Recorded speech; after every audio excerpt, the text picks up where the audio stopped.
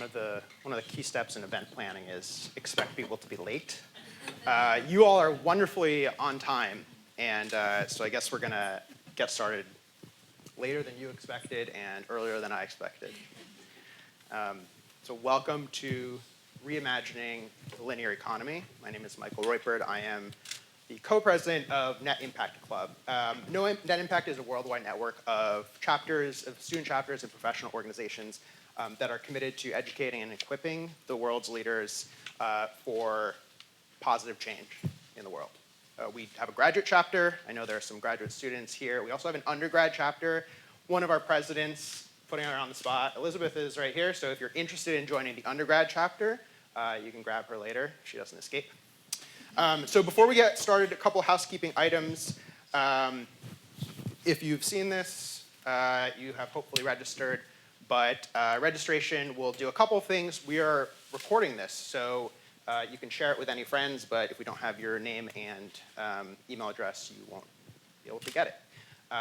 The other thing is that we'll be sending out a follow-up survey, just a quick how to go, what do you think? So again, if you're not registered with us.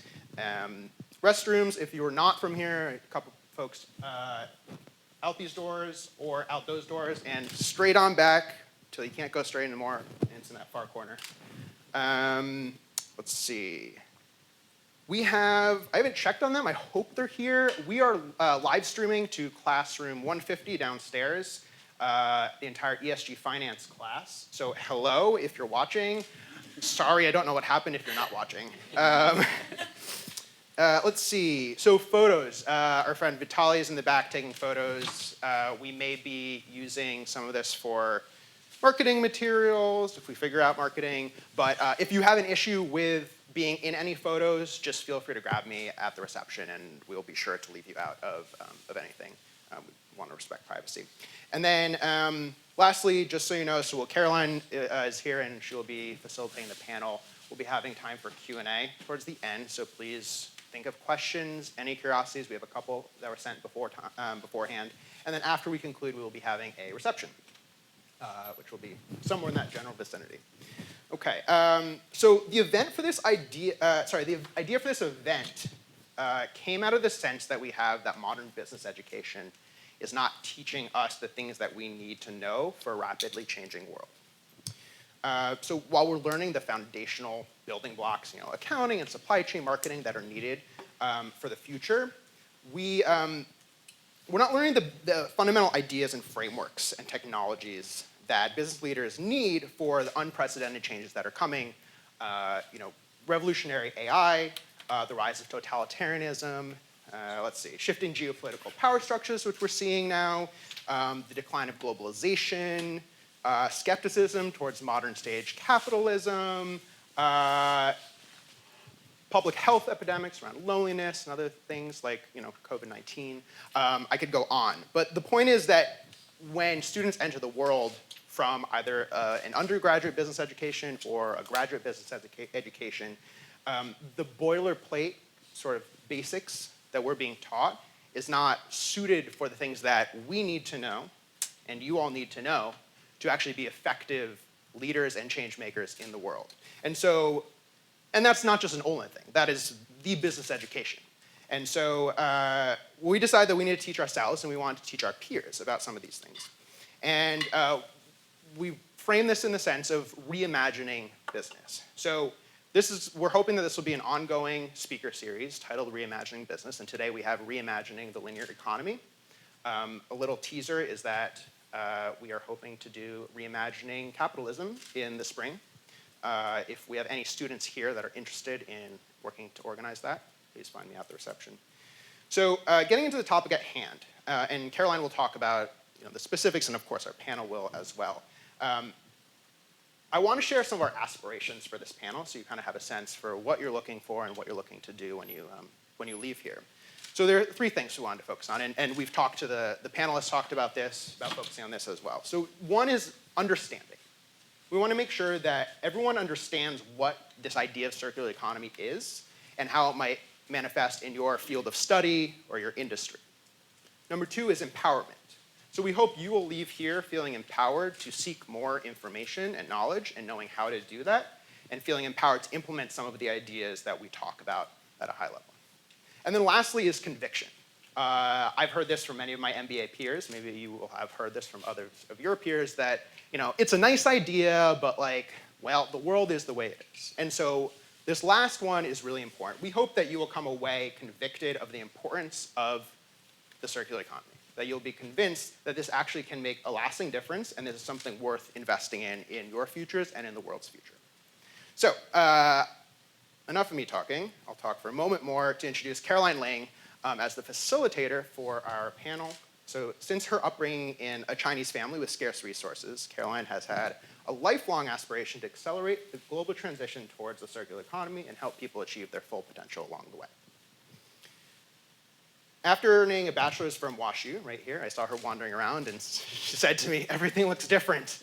Caroline trained as a management consultant at Deloitte, and where she focused on innovation strategy and human-centered design. She then returned to school and earned an MBA and master's in environment in a joint program at Stanford. And she focused her graduate coursework, research, and work experience on the circular economy and system design. And at Stanford, she earned a wonderful reputation as the GSB trash queen. Caroline is currently based in New York City, and she works for McKinsey Sustainability. While there, she focuses on circular value chain, waste strategy, green growth, and sustainable consumption. So please welcome, with warm hearts, Caroline Ling.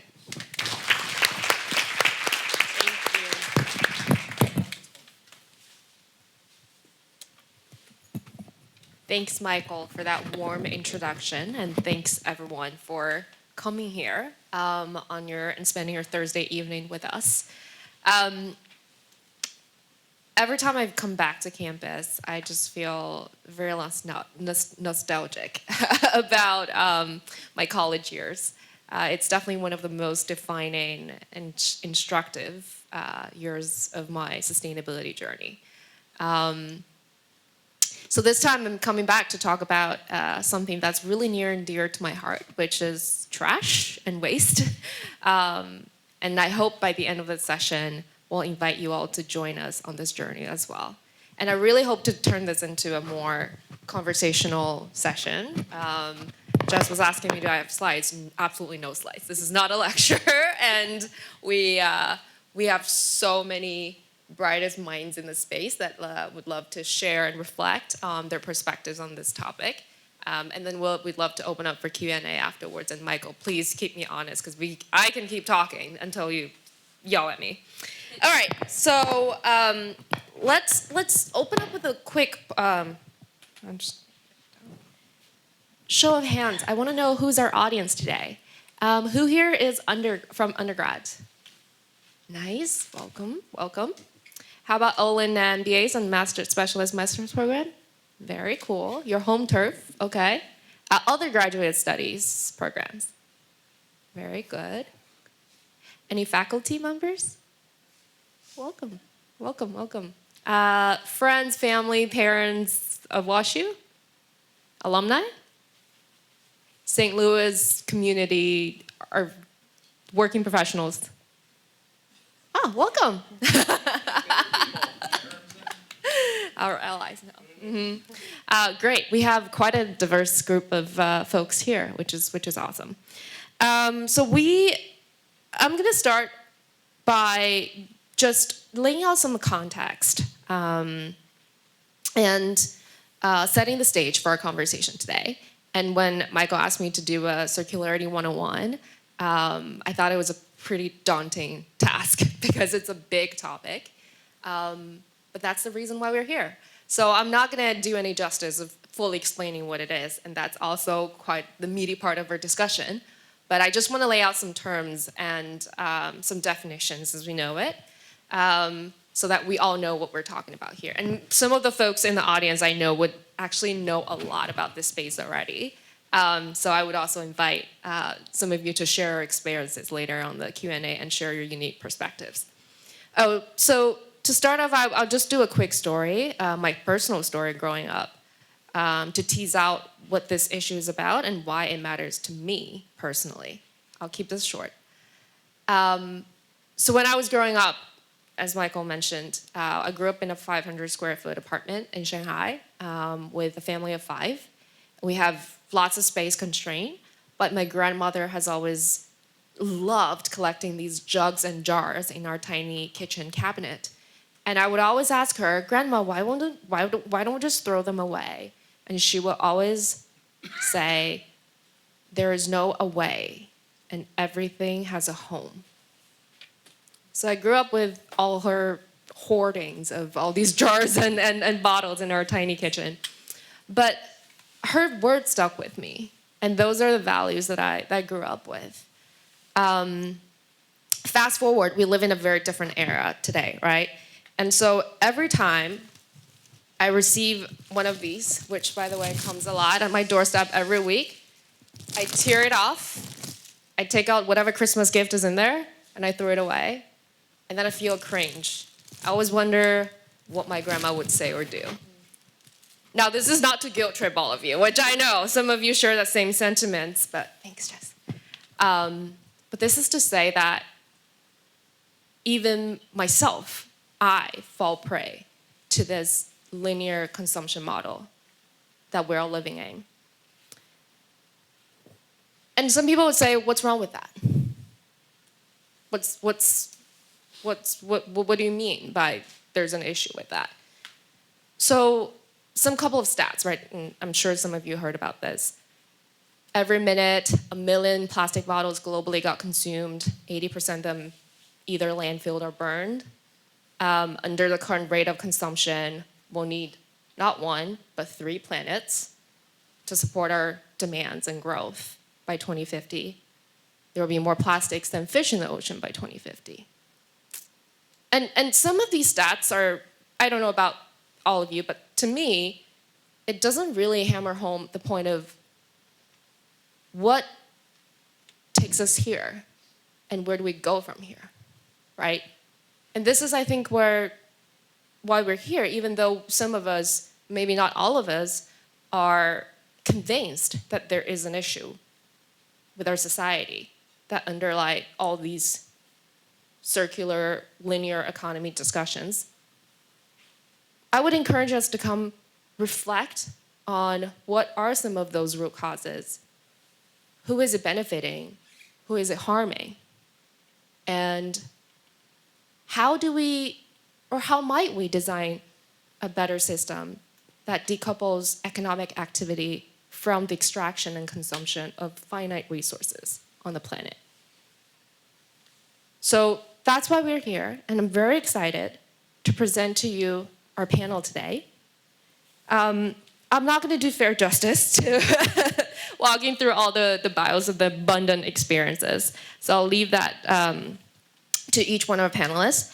But what I will do is to quickly explain their role, their organization, and I want to sort of just anchor ourselves, right, before we dive into the conversation. The reason we're pulling together this diverse group of people, I'm taking all the credits from Michael. Michael is really our fearless leader and the entire Net Impact team. We want to challenge the way we think about our current system. It's not just about reduce, reuse, recycle as a consumer. Because to my point earlier, right, like we are all subject to the bigger system that we're part of. I would encourage us to think about the different levers, including private sector, corporate leadership, business leadership, education, advocacy, community organizations, science and technology, as well as regulations and policy. All of these levers have something to do with moving the needle on circularity. And that's why we have this panel. So to my left-hand side here is Jess Christiansen. She's the head of sustainability and business stewardship at Bayer Crop Science.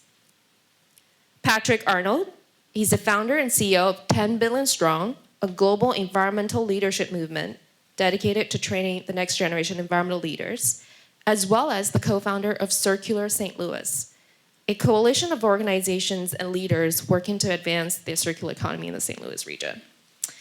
And Radwa Eissa, a doctoral fellow at Missouri University of Science and Technology, and her study focuses on circular economy transitions for a sustained built environment. So we have the panelists, and I'm going to start out the conversation with Jess. Jess, tell us a little bit more about the scale of this problem from your perspective and your role at Bayer, and how you are leading a team to address this challenge. No, thanks. And thanks for having me. It's really good. It's nice to just drive down the road, too. So I know you had to come a little further. But the scale is huge, right? So when you think about the challenges that we have as far as living and existing within our planetary boundaries, it's just that. It's global. It touches every industry. It's not isolated to one geography, right? So it's truly the most globalized challenge that we have. The good news about that is that there's lots of levers that we can pull if we work together. And I think this idea of how do we prepare ourselves, especially the next generation that's going to be coming in, to even build and do things better than what's already been started. So Bayer, when you talk about scale, and I think the setup to this was nice, right? So I'm here representing private industry. So Bayer as a company has 3 divisions: consumer health, pharmaceutical, and a crop science division. Across those divisions, we have over 100,000 employees. We operate literally in pretty much every country in some capacity globally. Crop science itself has about 34,000 employees. And so really what my team does for crop science is looks at how do we solve some of the challenges we have of the food planetary boundary nexus. So we have a growing population. We have access and equity issues in certain geographies. We have food insecurity, and I'd say calorie and nutritional components. They're different. There's staple crops and there's vegetables. Our company is one of the best suited to really help at scale. And I think you need, and you can have a debate about whether you like big multinational companies. There's pros and cons. I work for one, I will say that, right? Like there's pros and cons. But if you want to move at scale, you need to partner. You have to figure out where you have commonalities with big industries like Bayer. So what my team does is really think about a couple of things. There's one bucket, which is us being good corporate citizens. What's our sustainability strategy linked to our ESG, environment, social governance, and the sustainable development goals from the United Nations? What's our strategy with our own footprint? How do we do the best that we can do in our production sites and our field operations, the things that we can control? So we have greenhouse gas goals, like many other companies and industries. We have focuses on water. We have basically a sustainable packaging initiative, in particular for consumer health. Think about the one-a-day vitamins, the Bayer aspirin, right? All those are plastics. So how do we think about our packaging and our overall footprint? So that I manage and my team manages for our division. Like what should our commitments be and what data do we need, the transparency around that. The other really big and exciting part of what we do is how do we take that, but how do we get more impact with it? So that really is about our farmer customers. How do we help our farmers with innovation and technology, training and access to actually produce more sustainably? So sustainable agriculture and sustainable intensification has been around for years. This is not new. We didn't call it that. But how do we go from that to actually being more restorative? And there's ways you can do that. It takes a lot of collaboration, a lot of change in how you manage. But that really is how you get to scale. So our farmers, our seed footprint across our row crops such as corn, soybean, rice, canola, cotton, and vegetables is over 350 million acres globally. So we have reach, right? So that's how you can go from your own corporate responsibility to even going further, because that's not enough. We got to go beyond that to how do we produce more and start restoring more to the natural environment. So excited to continue the discussion. Mm-hmm. But yeah, the scale is massive, but the private industry can absolutely help with that, with solving the problem and how you get to scale faster. Mm-hmm. I think the 2 keywords I underscore here, collaboration and change. Yep. Big, meaty task. Jealous and not jealous of your job to take on this on a daily basis. Let's certainly circle back. I want to just go through the first round of questions with Patrick and Radwa first, but let's come back to the role of private sector leadership in accelerating the transition. So Patrick, kind of building on just a point about change, there's a lot that can happen from changing people's heart and souls and minds about certain things. Tell us a little bit more about your work at Circular St. Louis and 10 Billion Strong as well. What do you think, what is the role of behavioral change? What's the role of education in all of that? Yeah, thanks for that question. And again, thanks for this forum here. So glad to be talking to all you folks tonight. Can't wait also for the Q&A. But to that point in that question, so what we do at 10 Billion Strong, we are a youth leadership training organization. So this year we'll train about 10,000 people in more than 90 countries. We have a framework around environmental literacy, leadership development, and then civic engagement. And one of the modules we have is around the circular economy. And it's really interesting because of all the modules we have about 15. That one, every cohort we run is the most unique for people and the one that's most surprising for them. And what we use in that module is a really great behavior change framework. So it's an organization based in Washington, D.C. called RARE, a Center for the Environment and Behavior Change. And they do a fantastic job using behavior change for positive environmental outcomes. And so their framework has 6 different levers, and I think you'll hear that term a couple times or more tonight, levers for behavior change, right? So we've got emotional appeals. Like, I was just thinking I like to have props sometimes when I talk, right? So this is like the most basic thing when you talk about circular economy, right? You can go to Starbucks and you can get your cup and then you can toss it out, or you can bring your mug, right? And so we can think about behavior change, right? Emotional appeals, like we say, think about all the trees that you're cutting down. Or you can think about information. You can say, all right, well, you can give some facts about why maybe changing your behavior might be better. Or you could give them some choice architecture. And I was thinking about choice architecture in coffee shops a lot lately. I was just getting coffee a couple weeks ago down at Schnook. And it's like a huge cafe. Lots of people are coming in and out. And there's no really a human interface because it's so automated. You go to a kiosk and you type your thing in, and then a couple minutes later you get your cup of coffee. It's really great. Everything's organic, and I think all the materials can be composted. But the choice architecture of that particular situation is not ideal for actually having reusables in that situation. And so it's thinking about all the interactions that we have as humans, everything from the basic act of getting your morning coffee to how the systems and structures are set up that we live in and we work in and kind of interact with on a daily basis as we consume. Some of the other levers that are really interesting include financial incentives and rewards, thinking about maybe you get a discount for your coffee, think about policies and procedures, and that's something that we think a lot about in CircularSTL, which what we're trying to do is just elevate the conversation around the circular economy in the region, help transform St. Louis from something that is a more linear-based economy and the region more linear-based to something that can be a little bit more regenerative and focused on the circular economy. And part of it is just forums like this, and so really excited to be here tonight. But at the end of the day, it's all about behavior change from individual actions that you take, but also all the top levels of federal policy, international policy. They all come together in this really, hopefully, sweet package to help people understand that the way we've always done things is not necessarily the way that we have to do them in the future. But we all probably know it really well. Humans are complicated, and how we interact with behavior change requires a lot of understanding the fabric and understanding societies and how people work and operate. And so that's where really the interesting work comes in, and I think that's why we're all here today. Mm-hmm. Amazing. Thanks, Patrick. I know I was just at Schnook meeting up with my Office of Sustainability team. Cassie is also here. Yeah, I was like noticing what an upgrade of that office environment and the entire building. But when I literally like walked up to the barista, I was like, "Can I get?" And she's like, "No, go back to the screen." Like there's a digital thing that I was like, "Wow, these technologies, it's just for hidden. Like I can't even talk to real people to order my coffee." But that's the world we're living in.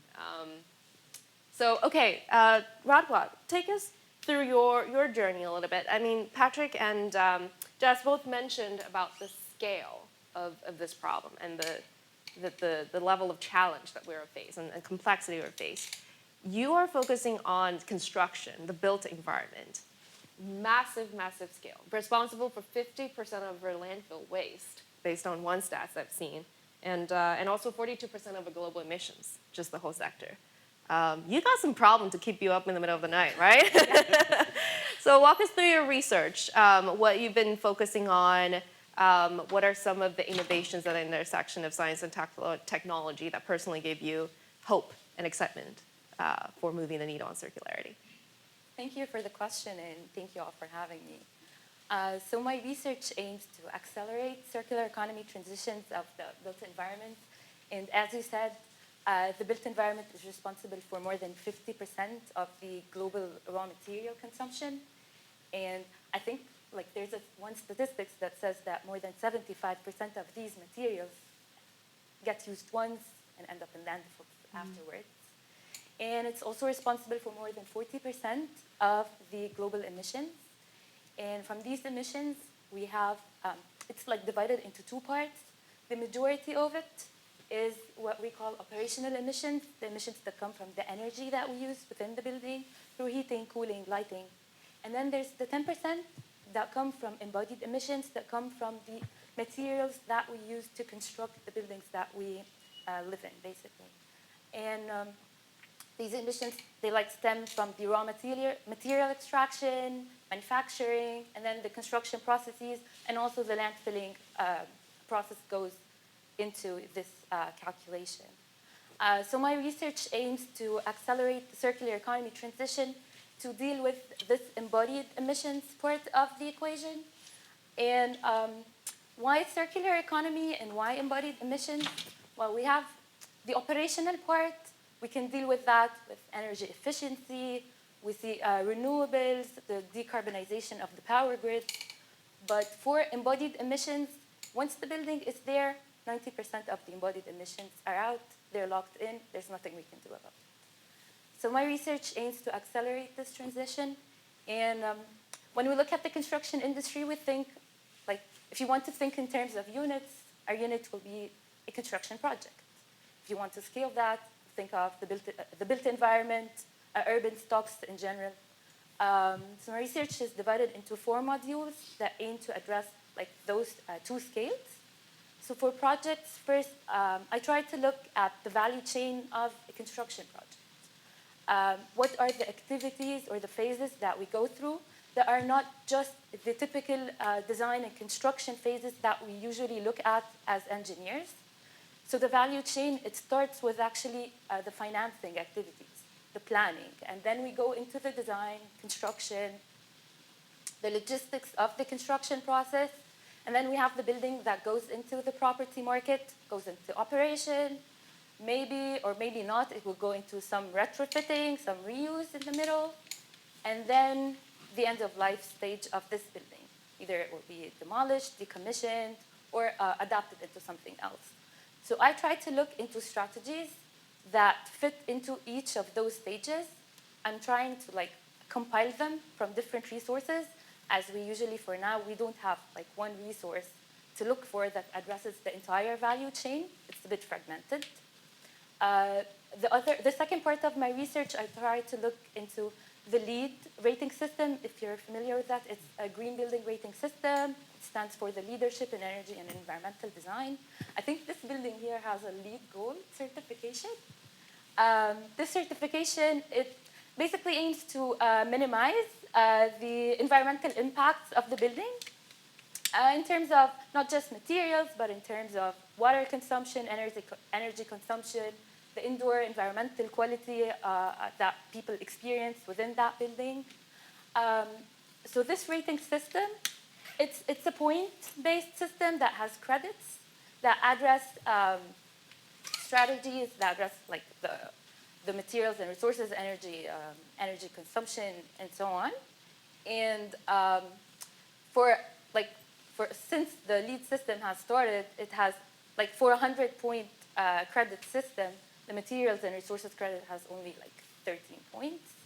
And there are prerequisites that need to be followed to take the certification within the materials and resources credits, but the rest are mostly optional. They have the least achievement percentage rates. And there has been updates to this rating system to focus more on the material side and the embodied emissions part. So I'm trying to look at the achievement rate of the materials and resources credit specifically. How has that changed with changes with the lead rating system? It's actually anticipated that a no lead, it's like the 5th version of the program, will be released out soon, and it will focus more on the decarbonization and embodied materials part of things, shifting more of the optional credits to the prerequisite part. So in order to get the certification, you have to reduce your embodied emissions.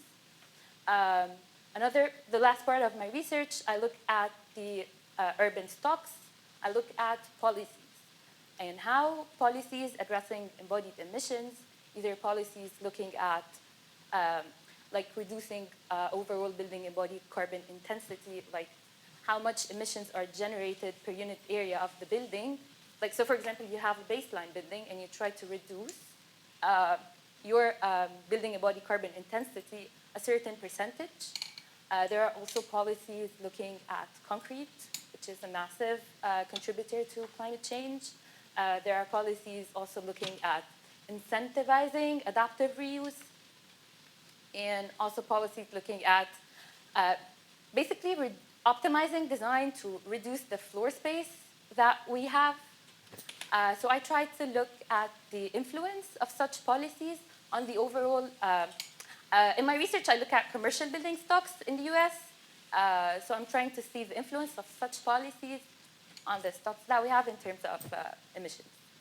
Thank you, Radwa. I feel like I did get a lecture on the program circular. No, that's good. It's good. This is exactly what we're here for, to learn from your field. So I wanted to sort of just go back to each one of you and then double click on two things, and then I'll open up to the floor for Q&A. One is the policy realm. We'll come back to that. But the first one I want to ask is actually, all of you touched on this term, or this concept of coordination among different stakeholders and alignment of incentives across the value chain. And this is actually the hardest part about circular economy work based on my experience. It's a massive coordination scheme, and there are different ways of measuring things. People are incentivized in different ways or different emotions, or even, right? And it's such a complicated game to play. I'm thinking back to some of the game theory class I took at Olin. But talk to us about what you found in terms of the most effective measures of incentivizing and influencing behaviors from your, for example, interaction with farmers, from your experience with leading communities, and then from your research with the different stakeholders in the construction industry. Tell us a little bit about that. Yeah, I can kick it off. So the reality is you have to understand the particular stakeholder you're working with. So for farmers, for example, there's also very different segmentations of farmers. So a smallholder farmer in sub-Saharan Africa or somewhere in India or the Middle East, they're farming to eat. They're subsistence farmers. They are farming for that purpose, to survive. They don't have the luxury to think about circularity or sustainability. They care about it more than what people think, but they're really there for survival. So you have to, and even a big production grower like in the US or Brazil or Australia, they also run a business. This is business too. So what we try to really do is you've got to think about the win-win-wins. You've got to think about the win for the farmer in this particular instance. So what's going to make them, what's the technology, the system, the practices? So we invested 2.9 billion euros in our R&D engine. So we're huge, right? So we create germplasm, we have a breeding engine, a biotech engine, a gene editing engine, chemistry, biologics, digital farming tools. We can bring that whole suite of a solution. So how do you got to understand what their pain points are and how to solve a pain point. So what we do is try to say, okay, what are these cropping systems that solve a pain point for the grower, make them more productive and profitable? They got to be easy. to adapt, right? It's got to be practical. So what are those things? And then in parallel, when we're designing those, what are the things that have a positive impact on the environment or a particular area of the environment that we're targeting? And what's profitable for us as a company? So Bear's not a not-for-profit. So we have shareholders, right? So our investors and our shareholders have expectations, both on sustainability and ESG and profitability. They want us to do it all. So we look for those win-win-wins. That's super important. So you've got to know your stakeholder. And then you also have to be humble, which is something I think we all have learned and are continuing to learn. Bear's massive, you just heard me talk about that, but we cannot be everything to everyone. So you also have to have the right partners at that ecosystem level. You have to work with indigenous communities. You have to listen to people in those areas. So what do we need to plug the hole to make this really successful? So that might be other technologies that we need to in-license or partner with. We might need to co-fund some innovators, startup companies, for example. It's working with the public sector. So policies like Patrick and Radwa were just talking about are super critical. And as we know, the world is not functioning very well today in a lot of ways, right? But we spend a lot of time in our government affairs, public affairs, and regulatory affairs to say, what are common sense, fit for purpose policies? And those are hard to do because there's a lot of political interest at play here. But you got to have the policies and the incentives. So the public sector, NGOs, and so those non-government agencies or civic society. So some people might be surprised that I spend a lot of time with the World Wildlife Fund, right? They're not a huge fan of companies like Bear's Technologies, but they're very important when it comes to like, hey, they want to solve water issues. All right, well, then let's hold hands on some water issues. You don't have to be best friends and philosophically aligned on everything to have a big impact. So, you've got to have the right stakeholders to build a full ecosystem around the grower. And then, the last thing I'd say is that it has to make very pragmatic, scalable sense, and this is what gets tricky. So when in the age of transparency, you have to be very data-driven, and we are doing that. So we're sharing a lot of data. There's a lot of greenwashing, green hushing going on, which is a shame because I think it tampers people's willingness to try, honestly. So you've got to have the data pieces of it. This digital and data component super critical to scale. So if you don't get that right, you're not gonna get there. But on the incentive piece, kind of like Patrick was saying, I'll give you one real example. We have a carbon farming business unit in the U.S. and we have it in different parts of the world, but in the U.S. in particular, we are not paying farmers for if they generate a carbon credit because that's really confusing right now on how to do that, and there's a whole verification process. What we're paying them on is we pay them a per acre fee if they do no-till or limited till, because we know that disrupts a lot of the ecosystem, and if they use cover crops, which has that restorative soil health component, right? So they get paid a per acre fee just to change their behavior. And then the benefit to us is if they do generate a carbon credit, then we get to own that credit. We can use it to offset our own footprint, or we could sell it, right? So you gotta think about what's gonna incentivize, and every market's gonna be different, the behavior change. Yeah, I really appreciate the response, and I'll maybe just extend it a little bit. So I think a lot of it is just like understanding your audience. So I'll connect it with this group, and then maybe across the world, a group of villages in Indonesia where we have a project. So I'm just curious, poll the group here, who's interested in a career in circularity, especially for the students? Like, who thinks they can have an awesome career in circularity? All right, I love it. We've got a couple hands, but definitely not the majority. All right, a couple more questions. Who's heard of a company called Redwood Materials? Maybe back there, maybe. Well, that's my son. Okay. He's being ridiculous right now. So going back to Michael's point in the preamble about this is like the conviction, not only I think for us, not only that like this should happen, but also that it's incredibly lucrative and there's amazing potential around the circular economy. So just going back to Redwood Materials, so it's a startup. It's based out west. They just raised $1 billion. They're valued at $5 billion, and their whole business model is closed loop battery material recycling. Yep. founded by a co-founder of Tesla, J.B. Struble. And really, the whole business model is that all the materials that go into batteries are so expensive, they're terrible for the environment to mine, they're terrible for labor conditions. It's really bad, it they're cutting down lots of carbon sinks in Central Africa for these. These are all the negative externalities, but the point of this business is not really to focus necessarily on those. It's because these minerals are so lucrative that it's absolutely ludicrous just to throw them away. And as the EV revolution continues, all these battery materials are going to be in scarce supply. The supply chains are getting crunched. The price for them are going up exponentially. And so there's a huge business opportunity. So maybe I'll ask the third question is, who would like to have some stock equity in a $5 billion company before it goes public? Like, that's kind of interesting, right? So like, let's talk about knowing your audience when it comes back to like connecting to the value of it. So that's sort of like the tech world of the circular economy and kind of connecting stakeholders. But then the other part of it, so we have a plastic pollution project in Indonesia. And across most of Indonesia, like most of the world, there's no formal waste management services. So companies have been able to figure out to rural villages how to get goods there, but there's really no mechanism to get goods back. And the challenge is with organic waste, if it's not disposed of properly, it can create methane, and that's bad for global warming. But a lot of villages have solved that problem because they can turn it into compost, and that's good for farming. But plastic is sort of the thing that no one's really figured out yet.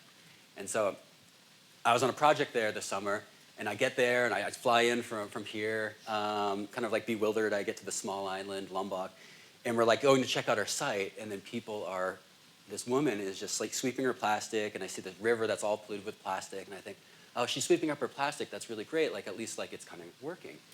And then she puts it in a pile and she lights it on fire. And I was just like, oh no, like this is terrible. This is the worst of the worst. But we're a couple of Americans and we have a big team of Indonesians. But if we go to these Indonesians who say, don't do this, don't burn your plastic, don't throw it in the river, like they're not going to listen to us. And so again, knowing your audience and knowing how to connect it with them, we spent a lot of time working with different villages, mostly through our Indonesian team, to figure out what are the things that they care about when it comes to plastic and waste, and what are the challenges for them. And then we devised this whole solution that works for them. We give them some small financial incentives to come together, but it's more like a lottery. So most people who bring their plastic for this bi-weekly collection, most people aren't getting a reward, but there's a really community spirit around it. And so for them, it's about the community spirit around keeping their village clean, preventing their waterways, their irrigation ways from filling up with plastic and then flooding during heavy rains. And so we thought about all the benefits to them, and then we have our Indonesian team share it with them and build a strong relationship. And that's where the behavior change comes in. But they see the value of it, not necessarily because they care about the ocean, and a lot of people care about ocean plastic, but they care about the health of their village and the health of their family and their kids and the productivity of their farmland. So as Jess said, it's kind of win-win-win. We're interested in keeping it out of the river and keeping it out of the ocean, but for them, they have a better local environment, and that's how it works with us because we spent time to really figure out what are their incentives and how do they care about this situation. Well, for the construction sector, it's basically a service. So it stems from owner requirements. So we have like designers, contractors, subcontractors, and suppliers. They all cater for what's required from them, from the owner, and then they accommodate through their designs, through what has been procured from the owners. So if they don't have like sustainable procurement criteria for the project, they won't do it. If it costs them more, it wouldn't make sense economically. So it all goes back to the owner requirements. And that's why that's part about requiring, for example, things like environmental product declarations for the materials and products that go into the building project that they're having is crucial. So if they require it, the rest of the chain shall comply. So I think it's a bit different. Yeah. Thank you for all touching on different aspects of the question, and I like how we already talked about the policy side of the story a little bit as well. I am conscious of time. Michael, what do you think? Should we go? Okay, cool. I have more questions, but I also know that we can give audience some questions. Maybe I'll just add one more, and then we can open up. So I think you all touched on this word. Again, I'm trying to find all the common threads here, the big terms, innovation. I want to come back to this because we have a room full of, well, not all of business students, but a lot of our business students and others who are interested in this topic, how do we scale and how do we reimagine the linear economy. And there's recently this article published by Mark Andreessen, the founder of A16Z, one of the most famous venture capital firm. And he basically used this term techno-capital, which is a combination of technology and capital, to frame the way he thinks about the way our society comes to be. And in his words, he said, this techno-capital machine is the engine of perpetual material creation, growth, and abundance. And technological progress enables us to do more with less. And therefore, there's no conflict between techno-capital machine and the natural environment. Essentially, what he's saying is we can probably innovate our way out of any problem that we create, out of this machine itself. What's your point of view with the concept that what's a reaction to his point of view? And where should we go from here to bring those people along with us? Yeah, I mean, I definitely agree with innovation being critical, and actually we have to have it, right? So that's very aligned with our vision and philosophy at Bayer. So innovation, we've been saying forever, produce more with less. Now we're saying produce more with less and restore more when you think about the regenerative aspects of this. But I think it's a bit naive to say there's no conflict with nature, right? Like, I think that we got to understand there's not the magical unicorn, and we need to understand the trade-offs of what we're doing, right? That's the tough reality. Something that might be great, like the EV discussion we were just having. I think it's the right thing to do to transition to electric vehicles. But now we got to figure out how to create green electricity. And so we're working on that for some of our big manufacturing facilities. So, you kind of trade, and you're mining for rare earth minerals, which creates another issue with land use, right? And so I think there needs to just be more candid transparency about the trade-offs. But on the flip side of that is lucrative opportunity for a lot of you and a lot of us sitting out here. So, for example, when you think about food waste is a huge contributor to climate change.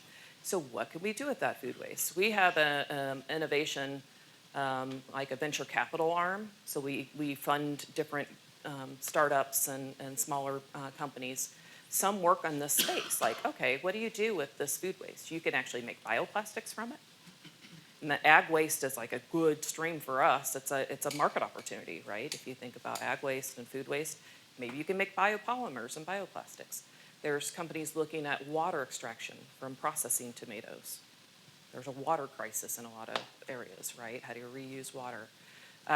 You think about textiles. We were just watching on the news that there's a company that actually is able to separate polyester threads from cotton. And like, I'm a big cotton fan. I used to run that business. Natural fibers are great in one aspect, but how do you actually recycle and reuse? Like the fashion industry, oh my Lord, is like a big contributor, right? Like, so there's this really cool area in this space that is, if you can solve some of these problems, to Radwa's point, then that becomes real, even at the construction level. So there's a lot of natural materials going into concrete design. And, can you make some of these buildings actually sequester greenhouse gases? And so I think there's a huge opportunity, whether you're a business student. I'm a science nerd, by the way. I have science degrees.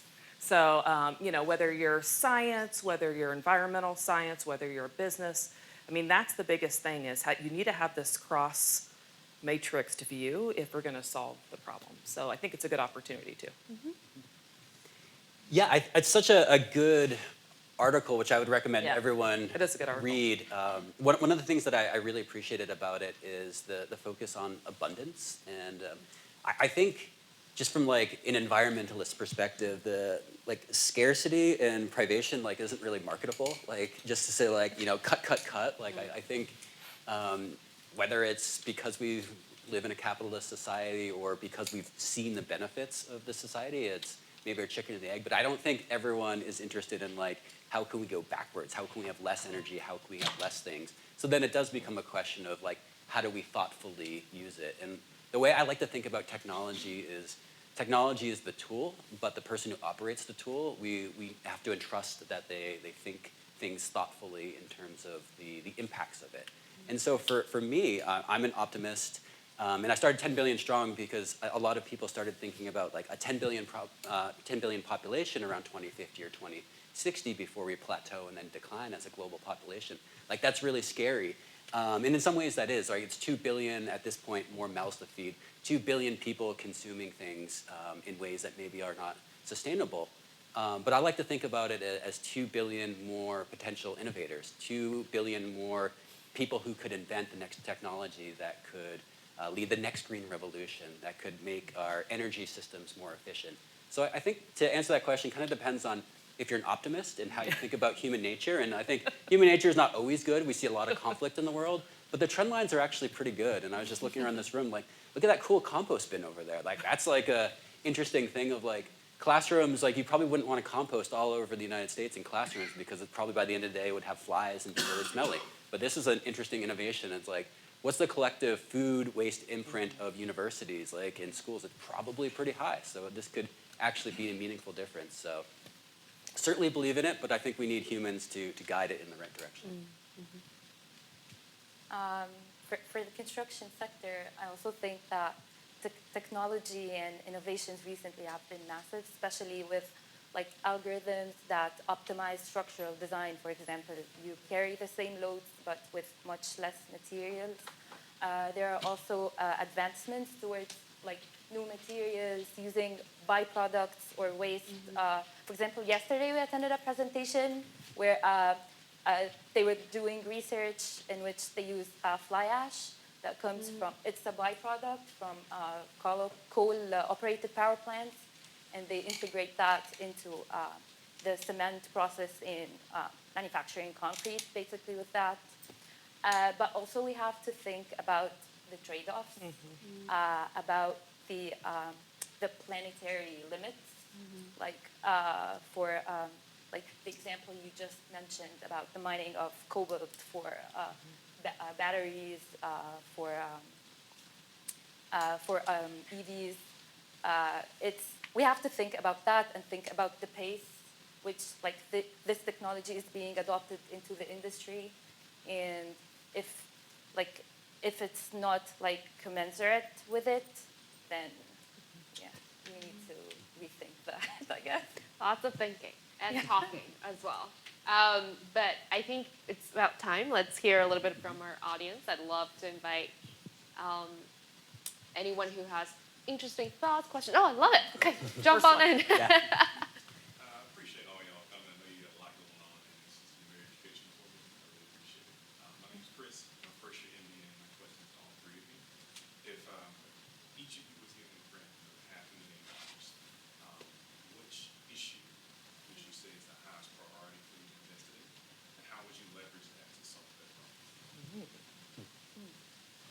But that'd be really fun if we had $500,000 to spend. Yeah. Are you offering like something? Got a startup fund? Oh, I don't know. So what I think about a lot these days is more the biodiversity, kind of the intersectionality of the planet, right? So when you think about nature, soil health, water, like all of those things kind of intersect into one system. So that means land use. How are we using our land, right? What practices we're doing. To me, I would probably think about some innovation that really targets the biodiversity area, because it's the toughest one we don't quite have figured out, quite honestly. Because everybody defines it differently, and sometimes it means, you're protecting pollinators. Yep, that's a biodiversity angle. Sometimes it's like, well, don't cut down a rainforest to add more agriculture, soybean production in Brazil. Yep, that's biodiversity too. So for me, I think we need more innovation in this space where we're thinking about the materiality. So what's going to be the best use of that investment? So it could be on digital tools, on data technology. So we were talking about AI. So AI, for example, we're using a lot of AI to design new germplasm for seeds to be more climate resilient, for example.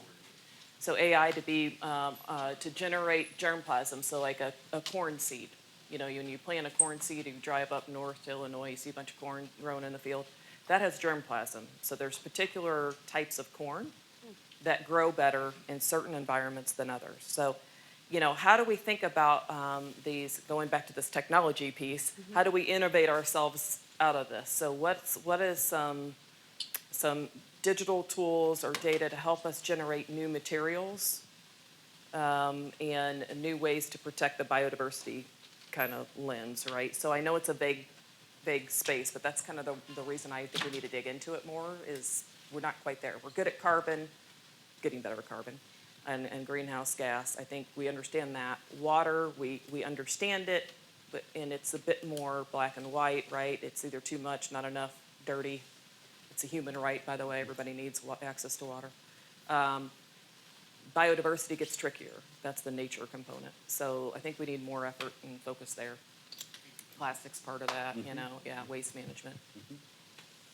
Yeah, love the question. Really appreciate it. I stalled long enough, you guys. Yeah, exactly. It's like, I was what are we rambling gonna do on. with this money? Yeah. I think for us, so our theory of change for our organization is really that we want everyone to have an environmental lens and think of themselves as an environmentalist, like not a park ranger or a biologist, but think about it, you know, if you're in law, you're in business, you're in education, at least you're making some of your decisions and some of your professional actions with the planet in mind. And so what we do is just a lot of education and civic engagement mobilization. So, I mean, with $500,000, you know, we could probably reach 1 million people who don't have access to this type of education.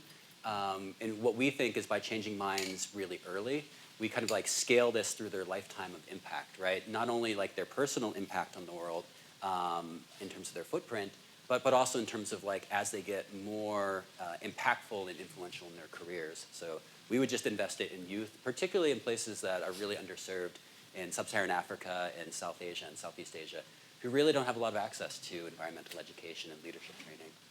That was a great answer. I like your answer. Appreciate that. Yeah, Education is. that was good. Yeah, I completely agree. I believe that like education creates this impact that trickles through, like as these, for example, if we're going to talk about like school kids, as these kids grow with these sustainability aspects in mind, then they go to college, whatever career path they choose, and they have this knowledge about what the tools, and not mostly the tools, but what are the constraints that they're going to work with, and what are the impacts of, for example, the designs that they make, the materials that they use. I think investing in education would, oh my God, that's me. Okay. So yeah, I think education would be one of the optimal ways to invest. Thank you for the question. So, hi, my name is Connor. I'm a third-year undergraduate in the business school.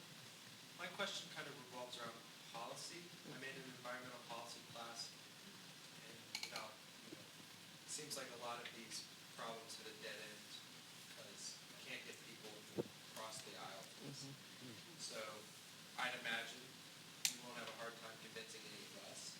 But how do you guys, in your respective fields, when there's debates like cost-benefit analysis of these initiatives, and for you too, I'm interested in your thoughts. Like, how do you think we can get buy-in from people that maybe don't see the same value that we do? Wow, these are all tough questions. I can jump in. So I grew up in a small fishing town in Massachusetts, one of the oldest seaports in the U.S. And when I was growing up, it was sort of like past its prime because basically all the fish had been overfished, right? And so what first started as an environmental problem quickly became an economic and set of social problems, right? There's like a dwindling tax base, lower enrollment in schools, less money for quality infrastructure, things like that. And I think it's finding I mean, we talked about it a couple different threads here, but like finding what works for people. I just moved to Missouri 3 years ago. I spent all my life on the coast, and I was like, how can I get connected with people who are a little bit different from me? And I joined, I'm an advisory board member of the Conservation Federation of Missouri, right? And like someone joked, it's like, oh, it's the bullet and hook crowd. You know, it's like the people who like to hunt and they, you know, like probably vote very differently than me, but they really care about the environment because they like to enjoy the outdoors. They like to hunt. They like a diverse and sustainable ecosystem. So I think there's a lot more commonality, but it maybe takes a little more creativity to figure out where that commonality is because it's not always, you know, this pie in the sky environmental thing. It can be like, what happens after a storm? Does my road flood and my school flood or things like that? So finding that type of balance. I'd also say education of policymakers and regulators. So our policymakers and regulators, there's, you know, I have my own opinions on who I like and who I don't like in different governments that we work with around the world. But there's one common theme. Most of them are not keeping up with the knowledge of, in our space, agriculture, agri-food innovation. They don't understand it. They don't understand what a GMO is. They don't understand new technologies such as AI, model generation, gene editing, biologics, you know, and let alone other like application technology, equipment, manufacturing technology. And so this is something I actually just had a discussion with the Undersecretary of the USDA last week in California about. I'm like, you guys got to figure out how to keep up with technology. So our job, I think, and a lot of us, and for a lot of you that are younger and going to be going into the workforce, is to educate yourself on an area that you're working in or passionate about, vote, get into politics even, right? I think we need to refresh our political scene in this country. So if you're passionate about an area, whether it's small local politics or bigger scale, we need to sort of get this refreshed view. But the education component is a lot of what we focus on. So science-based data, very transparent. So we work a lot with different agencies around the world to help educate them. It doesn't matter in this country, for example, if you're a Democrat or a Republican. We talk to both. I sit in both of their offices, right? And to Patrick's point, find commonalities, speak their language too. If I'm speaking to a Republican, I'm talking about economics, about cost, about, you know, issues that are important to his or her base. If I'm talking to a Democrat that's in a little bit more of a liberal area, then I can chatter about my science nerd, go environment stuff, right? And that's going to speak to them. But you got to speak their language too in a way that they understand it. I'm not the best at it because I am a science nerd. I get way too technical sometimes, right? So it's like find the right people. My husband's laughing back there. He was a former teacher. He's like, oh, you'd make a terrible teacher of younger kids, right? Because it's like, I talk really. So I appreciate shout out to all you teachers out there because, but you know, bring people. I have great teammates that can do that, right? So it's like find the right voice, find the right level of education to influence them, and then find compromise. I think we also have to be practical. Don't be too idealistic when you're thinking about policy. And so you have to realize there's going to be compromise and trade-offs, but that education of the policymakers is really, really, really key. I believe that the tailoring the pitch exactly to policymakers is what makes the difference. For example, when we see, for example, policies for energy efficiency within the building, it's very different than when we talk about circularity, because with energy efficiency, it's pretty obvious. You'll pay less utility bills, but it gets trickier with the material side of things. There are like statistics that say that, like for example, rent premiums for buildings with sustainability certifications, they get, for example, they have more revenue from rent. Things like that would make a bit like to their appreciation, I guess. but keep going in that area. We need more help and support in the policy area for sure. Third question. My name is Christiansen, second year MBA here.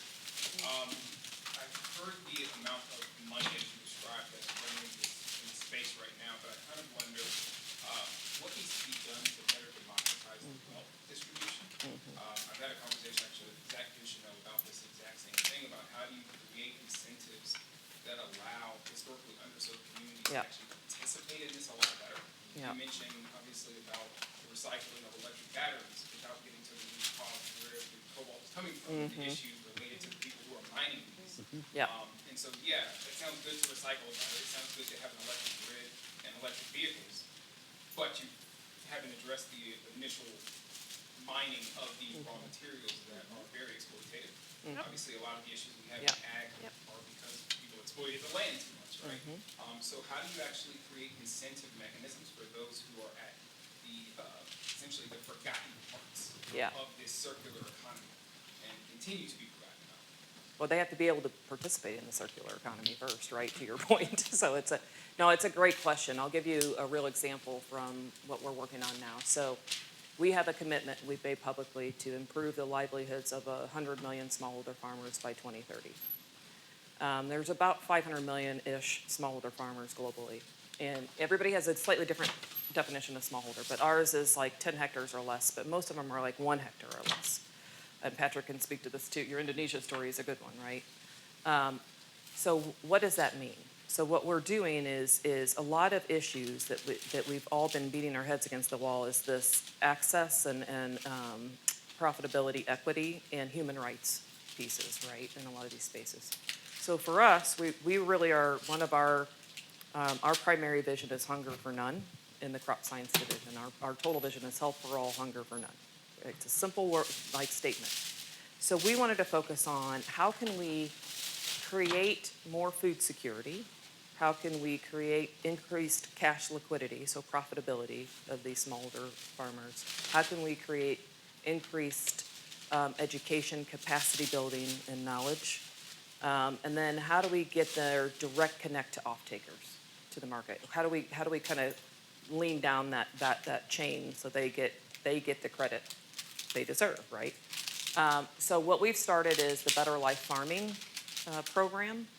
And what that is, and I'm a lot older than most of you, but it's like, it reminds me of these Kodak like huts back in the day where you go drop off your film, you go pick it up, and you hope it has your pictures, but it's kind of exciting if it had somebody else's mixed in there.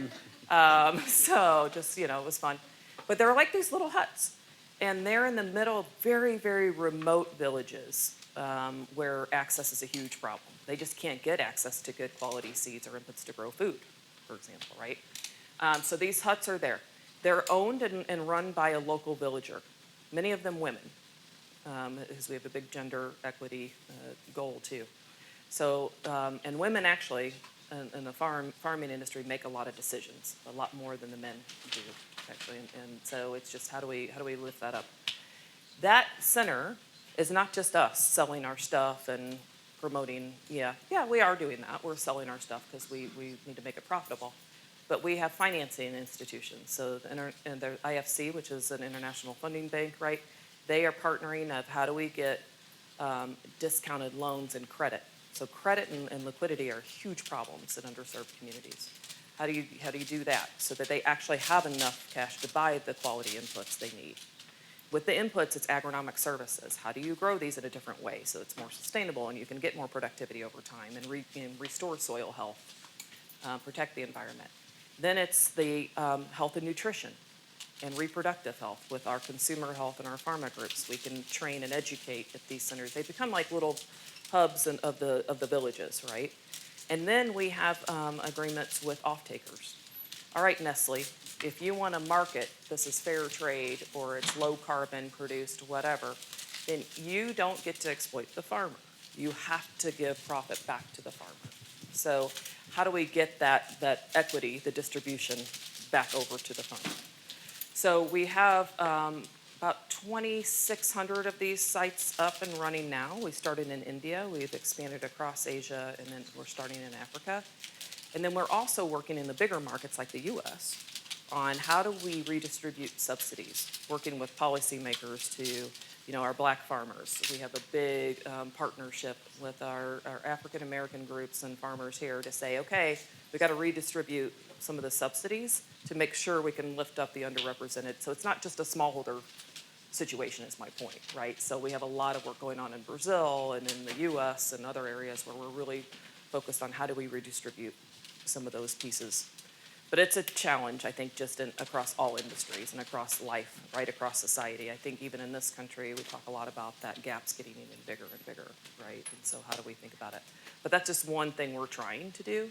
The food and the produce, we're also working on how do we get that fresh produce into those villages in a direct connect, so it helps with the nutritional health and well-being too, not just cereal grains and rice and things that they'll use to export for cash. So that's one example. I know it was a kind of a long-winded answer, but I love the question because it's a challenge we all need to come together to help solve too. I agree. Yeah, I really appreciate that response because I think the way that Jess probably looks at her world is a lot because of the visibility across like a lot of different divisions and this big top-up perspective or top-down perspective from a really large company. I tend to look at it often, but not exclusively from maybe a grassroots perspective. And the way I think about social change is really kind of like top-down, bottom-up, and then sort of middle out. And I think to answer your question more specifically, it's strategies that involve sort of like all three of those tiers. But kind of to piggyback on Jess's response, we spend a lot of time thinking about the capacity of the people kind of at the local level to participate more equitably in all of these systems. And a lot of times, and if I'm thinking about just a book I read about cobalt mining, right? Like the biggest barrier for the cobalt miners to actually make more profit from the ore that they dig is like literally not having a motorbike, the transportation to transport it to like the depots where their next level of transactions go, right? And like the people who are making the most amount of money locally are the ones literally they just own a motorbike. The amount of capital that they own is so small, but it's about thinking about all the different scenarios in which sort of the lowest rung can boost their capacity to experience more value or take more value from that. I think in every situation that probably has some relevance. So thinking about in any particular situation, like how do you give those people a little bit more agency and efficacy and build their capacity? And it's going to vary significantly probably from situation to situation. But I just really love that answer because it looks, the whole value chain kind of connected. You got to work bottoms up too. I agree with that. You can't just come in. I can't just go into India and say, hey, let's do this. Kind of like, again, they're going to be like, yeah, okay, like you don't know what you're talking about, right? So we have a local team there, which is really important, but I think it's really figuring out how to lift up the individuals that will lift up the community, right? And then ultimately the underrepresented demographic too. So I mean, I think it takes a lot of we have to hold hands across industry too. So just what we're doing alone is not gonna, it's gonna help, certainly. But we gotta do it more cross industry to really think about the whole village ecosystem too in the smallholders perspective. It's good. Hi, my name is Manshini and I'm a second year MBA student as well, and thank you so much for being here to talk about a very important topic. So my first question is, whenever we bring up the topic of a circular economy and the problems related to linear economy, people always think that it's just about the environment, and it's slightly harder to convince people to put on the environmentalist mask because they'll be like, how does that matter to me anyway? So my question is, what are like other areas of concerns that are more people specific that everyone should know about because it will ultimately affect them as well, and to make it sound more convincing and relatable to them. And the second question is sort of related to that, especially in business school. It's really hard to convince people because what they care about is maximizing shareholder value. And how do you, and that's related to infinite growth, which is impractical and harmful. So how do you reimagine the narrative around maximizing shareholder value in a circular economy? Yeah, I can start with the shareholder value piece because it's not one or the other, it's now both. So I report directly to an executive leadership team member, so the very top level of our crop science division. we are investing heavily, and our shareholders actually expect us to. Now, we have ESG or green investors. There's a very, kind of more radical set of investors. But I will tell you, even traditional investors are now having some sort of metric or rating, scaling goal that they score us on around our social impact, our environmental impact. They want us to do both. They want us to actually grow value while helping solve some of the planetary issues. Because, as you said, growing food has an impact on the environment. We know that, right? So how do we actually start solving that problem? So it's not one or the other. I think that the interesting thing in our case, we had an innovation summit last June, and it was targeted, and it was in New York, it was targeted to investors.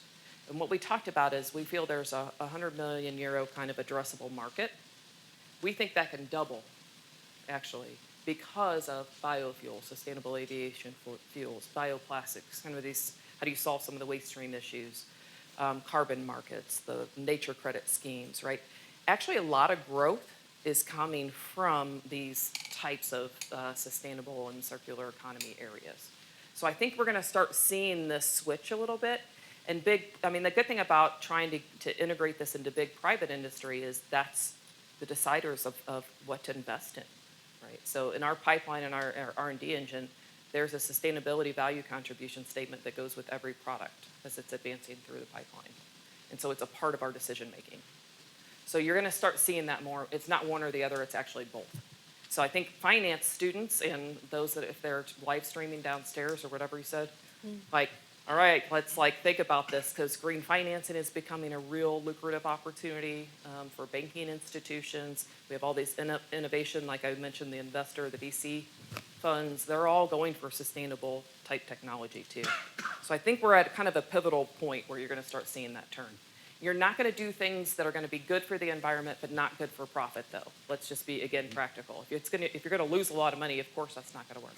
But there's more win-wins happening now. So I think we're having to raise the bar on how we're thinking about shareholder value. I was anticipating a similar question as that, so I just was doing some Google research. I think Starbucks. You shouldn't have said that. You would look really I smart. just knew it all. I think Starbucks sells 4 billion cups of coffee. They have 4 billion disposable cups of coffee every year, and it costs them 8 cents. If my math's correct, that's over $300 million worth of stuff that just gets thrown away. Imagine the reduced to OPEX if you could have that or something like that. So for big companies, if you can reduce the amount of resources that are unnecessary, that's big money. And so I think that's important. I'll get my second prop here. You come prepared. So we're just starting this Phones for the Planet initiative, and we're literally trying to get Americans to stop throwing things that have gold into the landfill. That would be great. And it's so for every 8,000 iPhones is an ounce of gold, right? So it's literally we have these things that have a lot of monetary value, and we're throwing it in the landfill. So there's value there, but it's also terrible for the water supply if they end up in landfill. So it depends if your local interest, it might be I want good water for my family, healthy water, or if you're thinking about shareholder value, if you can reduce costs, that's good for everyone. Yep. I think actually to your question is also the thing between the link between circularity and sustainability in general and the sustainable development goals, and which is a part of which. For the sustainable development goals, we have responsible consumption and production, which caters to the circular economy, which is a part of sustainable development goals. So we also think we have to think about things like health and wellness in general, things about equity. These are all parts of the greater umbrella. So it's not just that. Sorry. We'll be around. He's been standing the whole time in the back. It's okay. We'll save the question, but yeah. So one question that I do want to make sure that we cover, particularly for the students, is around careers in this area. And so everything that has been talked about, from education to policy to politics to science, there need to be people doing this.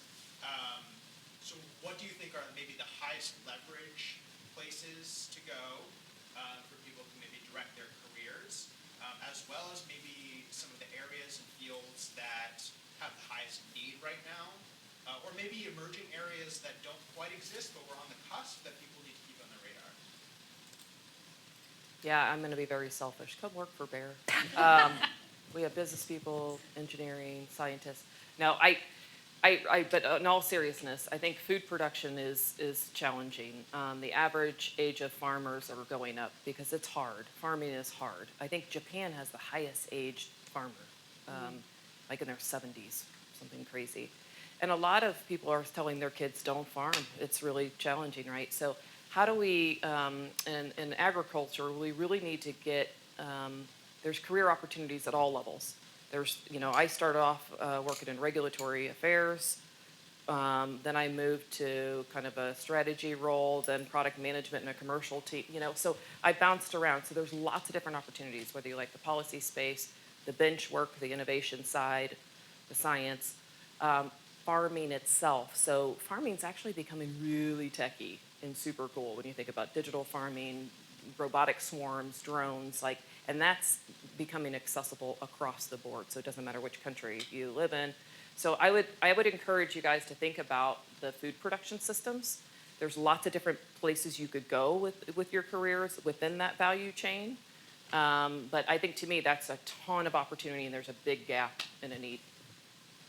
Yeah, I'll be super short and just say I think really understanding how tech can play a role and really the parallel process of business and tech, I think, is going to be absolutely essential. It's going to be fun too. Yeah. Well, I'm a PhD student myself, so I was waiting for your answers. But yeah, Work for us. It's okay. But I think also there's a lot of research opportunities that there are in this context. I'll just cap it off by saying, at the end of the day, you have to enjoy your day-to-day. Yeah. So figure that part out about yourself first. I really think I'm jealous of all of you sitting in your seats because when I got out of WashU, when I graduated, I felt like I still have to convince people, and Cassie and I were just talking about it. We have to convince people that this matters. And now it's becoming this pain. It was big because of ESG, because all these private, public, social sectors are working together. Now it's more about what do we do and how do we do it. So there are opportunities everywhere. You don't have to be the chief sustainability officer there to be thinking about these issues. You can wear the sustainability hat, circularity hat, in whatever position you decide to launch yourself in, right? But figure that out about, for me at least, I truly enjoy the people I work with. And I learn a lot from day-to-day interacting with them, and that gives me lots of joy, and that keeps me going on fighting this good fight. So on that note, thank you all for joining here, amazing humans, for listening to an hour and a half of us talking about trash. And thanks to our panelists, and thanks to Michael for putting all this together. And now enjoy. I have a few words. All right. So I'm going to say thank you Not drinks yet. People. One of the things I just want to emphasize that's standing out to me is that this makes business sense. Jess said that. And I think it wasn't always the case, but increasingly that is the case. So being mindful of time and stomachs, I do want to thank some of our partners. We are a lowly student club, and so this couldn't have happened without all our partners. So Scope of the Supply Chain Operations Club helped make sure the streaming is happening, so thank you to them. The Boeing Center for Supply Chain Innovation made sure that our lovely facilitator made it over here and helped sponsor the panel. And certainly not last or least, but the folks at Bayer. So Jamie Kirsch is the president of the Net Impact chapter at Bayer. So this is a professional group as well. They helped make sure that Jess could join us today and also made sure that we had a reception to speak of. So a couple items, let's see. Yes, so you please keep an eye out. We'll be sending an email tonight on how this was. There will be, if you're interested in joining Net Impact, I'll include the link for the undergrad chapter, but if you're a grad, please feel free to join us. Let's see, we are working on organizing a follow-up session, so to really like cement what we're talking about here in a more applicable manner. We're aiming for probably beginning of December. Keep an eye out on your emails. We'll do a smaller sort of maybe a design thinking or just kind of a roundtable conversation about that. So if you're interested in keeping the conversation going, keep an eye out. So lastly, just kind of to revisit the aspirations for this panel. And I invite you to think about whether this applies to you, and if any of this is not the case, we can talk about it. But do I understand what the circular economy is and how it can be implemented in my world? Do I feel like there's it's been a long day. What is my second? Oh yeah, empowered, right. Do I feel empowered to like look for more? And so I think I will ask before we go for each panelist to like rattle off one resource or one organization to look at. But do I feel empowered to actually learn more and grow this in my life and in the world around me? And lastly, do I feel convinced that this actually can make an impact on the world at scale, which is important, right? This is more than just like we sort our trash in the right way, or we help people clean up plastic bags out of the river. This has to be wholesale system change. And so am I convinced that this actually can be useful? So if the answer is no to any of these, let's talk. Any of your panelists can talk. You can talk to any of your peers. But with that, I will, we have a lovely reception. There are these compost bins, so our dishes and utensils are compostable, so please make sure that you compost them. This trash bin is pretty full, so that's a reminder, don't use it. Because there shouldn't be anything that goes in there. We also have recycling.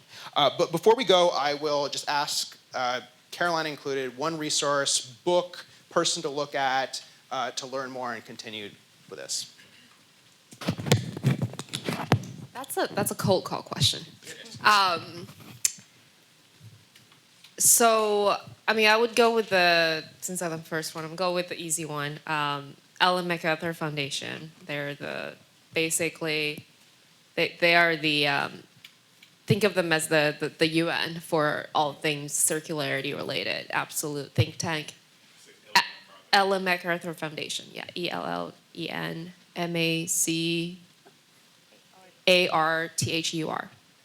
Oh, that was good. Yeah. Good. I'm going to be a very basic here. If you haven't taken a look at the UN Sustainability Development Goals, you should look at those. There's 17 of them. I think to Radwa's point, I think she said this very well, they connect into the circular economy. And I think understanding that that's one thing that everybody's rallying around. Now, whether we understand them or not and how we can get there, but I think that's a great starting point. Just take a look at those. It's a very simple, I say simple, but they do have very simple graphics depending on your attention span, right? But I think just dig into those a little bit as a starting point. I'd really second Ellen MacArthur Foundation, so go for that. But also Green Biz, B-I-Z, Green Biz. They have a couple fantastic newsletters.